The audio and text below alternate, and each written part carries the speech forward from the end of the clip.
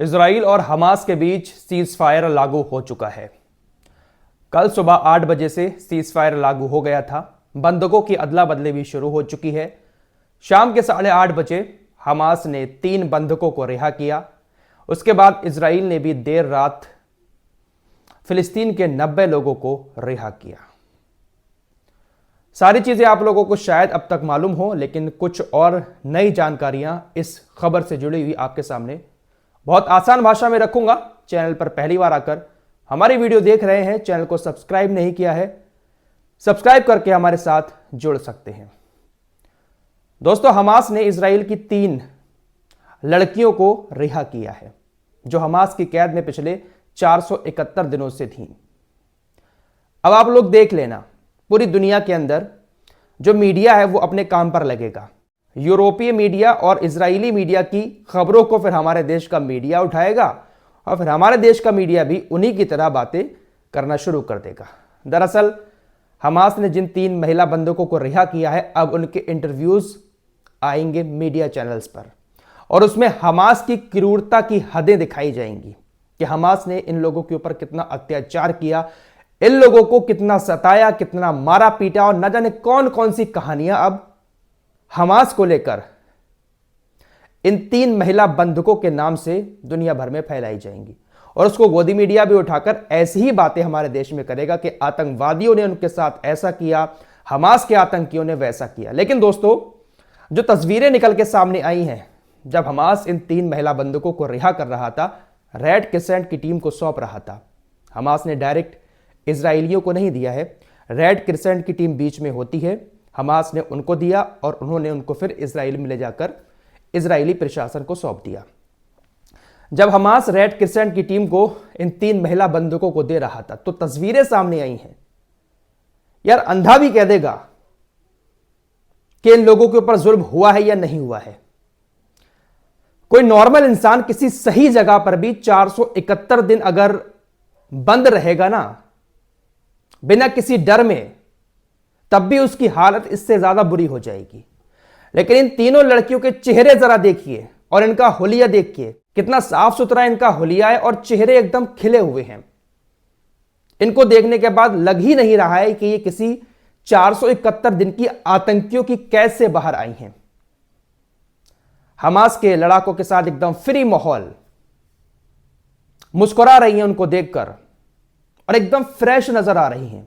471 दिन ये आतंकियों की कैद में रही हैं दुनिया के मुताबिक, लेकिन चेहरे बिल्कुल खिले हुए नजर आ रहे हैं। यानी साफ तौर पर नजर आ रहा है कि हमास ने इन लोगों के साथ शायद कोई गलत सलूक नहीं किया है। हमास ने इनको विदा करते टाइम एक गिफ्ट भी दिया और एक सर्टिफिकेट दिया। गिफ्ट क्या दिया? गिफ्ट वो दिया है जो आप सोच भी नहीं सकते।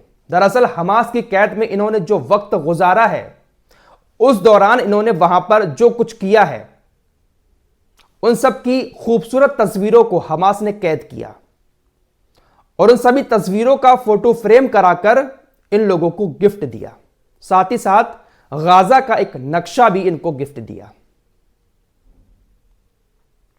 जब पहली बार बंधक छोड़े गए थे हमास की तरफ से, तो उन्होंने भी कुछ इसी तरह के खुलासे किए थे कि हमास के जो लड़ाके हैं वो हमारे साथ मस्ती करते हैं, खेलते भी हैं, हंसी मजाक भी चलती है।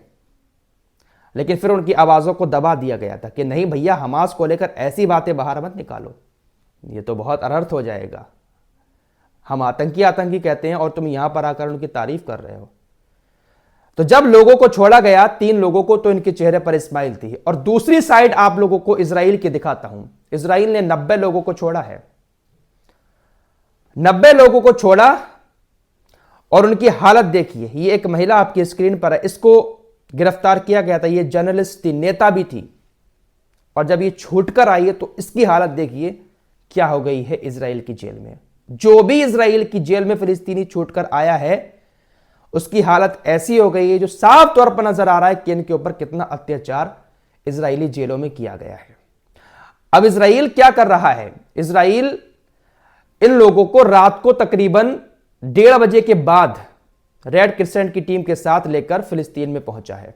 दरअसल फिलिस्तीन के लोग अपनों के आने का जश्न मना रहे थे, सड़कों पर उतरे हुए थे, इंतजार कर रहे थे कि हमारे लोग सालों साल बाद जेल से छूटकर हमारे पास आ रहे हैं। जश्न मनाने के लिए सड़कों पर उतरे हुए थे।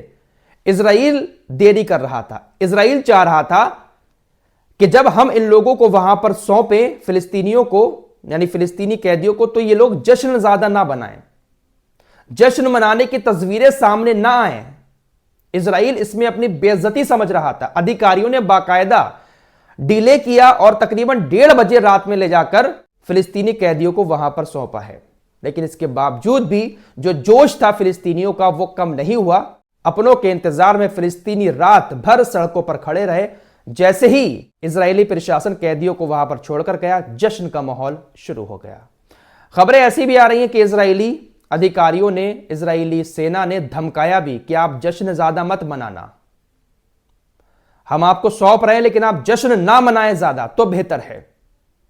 इजराइल चाह रहा है कि ये खबरें बाहर ज्यादा ना आए, क्योंकि किरकिरी हो रही है कि देखिए गाजा में जश्न शुरू हो गया है, इजराइल झुक गया है, इजराइल हार गया है, तमाम दुनिया की हेडलाइन ये बनी हुई है। लेकिन फिर भी लोगों ने जश्न मनाया और 90 लोग रिहा हो गए।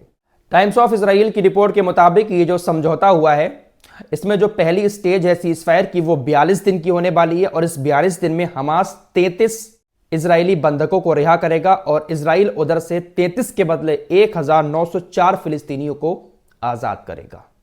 साथ ही साथ खबरें ऐसी भी आ रही हैं कि जैसे ही सीज फायर लागू हुआ, कल सुबह 8 बजे तुरंत 15 मिनट के अंदर जो रफा क्रॉसिंग पर ट्रक खड़े हुए थे वो गाजा के अंदर आना शुरू हो गए।